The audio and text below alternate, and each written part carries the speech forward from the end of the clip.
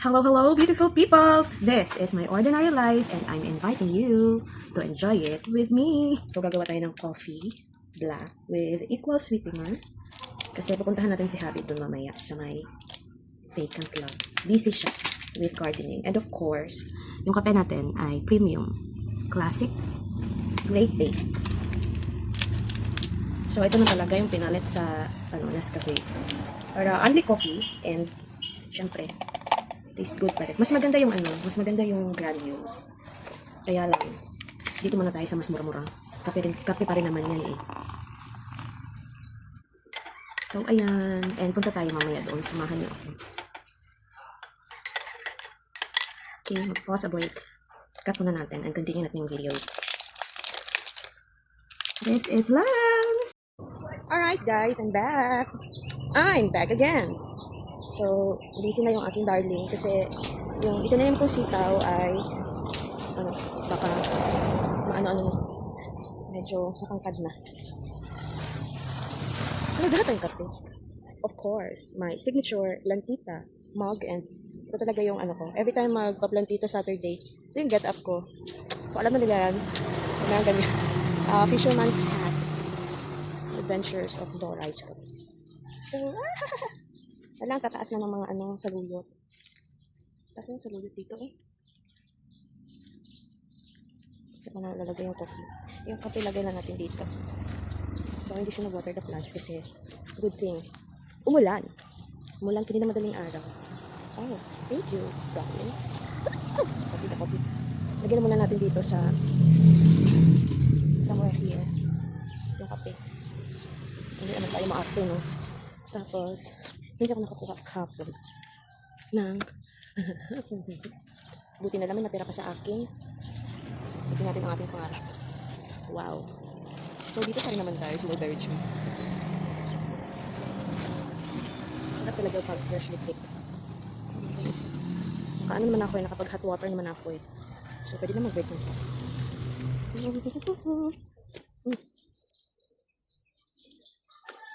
Dito na lang muna kami mag-workout. Ay, nakikita nyo ba? Nakikita ko? Baka iba yung nakita doon. So, ayan. Ito na yung sitaw. Guys, ito na yung sitaw. Parang kayo ako mag-water pa. Lapit na siya. Nice. And,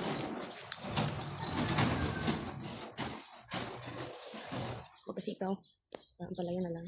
Yan. Ang palaya. Hindi natin pwede flex doon yung ating boss. Magkakalit. Ay, buti na lang. Hindi na natitira kung dami sibuyas.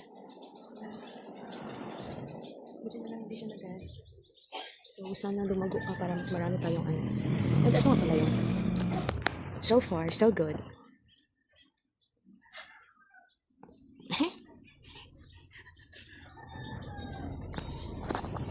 Pechay. So, nakahilera lang yan dyan. Tulungan ko kaya siya biga kamatis. Sana may ilalagay. Ang dami pechay.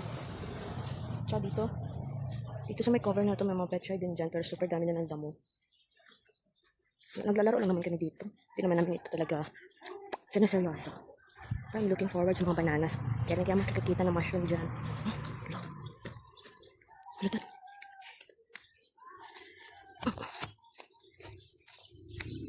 Ay wala, balik mata lang pala. Akala ko may mushroom. Speaking of mushroom, wala meron talaga, kaya lang hindi siya Tapos may, meron talaga. Parang variety siya ng oyster, pero hindi ako sure dyan. I'm looking forward yung ano tawag doon? Buting saging. Yun, loading na naman. Perks of aging. Mushroom na ipapa-grow sa saging. We're planning to order sa online. Wala naman siguro something dito, no?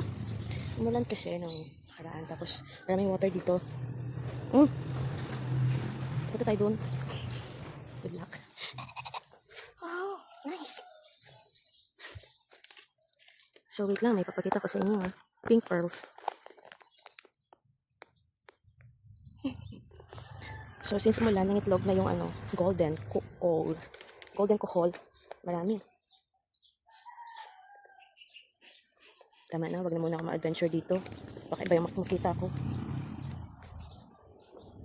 Merong dito. As you can remember, last year may nag-vlog ako na snake. Reticulated python. Kumain ng alagang kalapati ng hubby. So, dito muna tayo. Pili ako ng uncle, hindi siya nakikita. Magagalit yun kasi pag ipag-flex siya. So, ayan. Gawin natin productive ang areas dito para meron tayong libreng gulay.